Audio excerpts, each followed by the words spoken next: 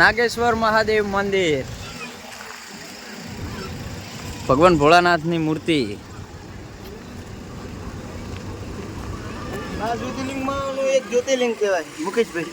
એમ આ 5 જ્યોતિર્લિંગમાંથી એક જ્યોતિર્લિંગ કહેવાય. સરસ. લ્યો, હું અટવાતો હતો બોલવામાં, કારણ કે આપણને ખબર વગેરે આપણે ના કહી દઈએ, પણ રમેશભાઈને ખબર છે. અહીંયા લગભગ હું આ ત્રીજી ચોથી વખત આવ્યો છું. નાગેશ્વર કહેવાય.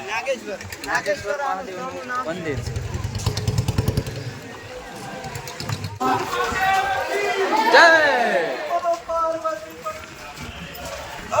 હર મહાદેવ.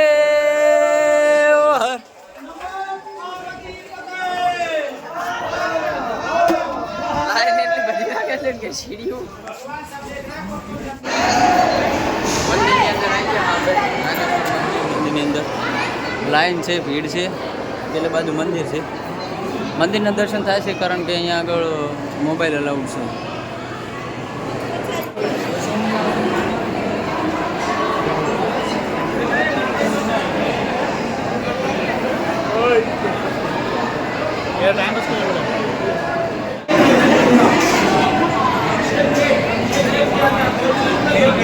જ્યોતિર્લિંગના દર્શન.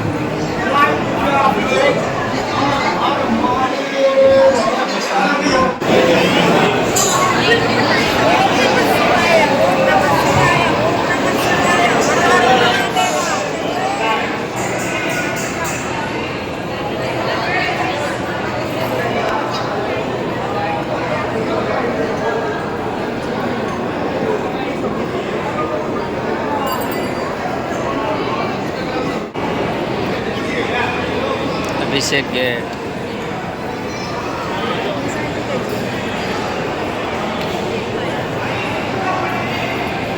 આ મંદિરની બહારનો નજારો છે.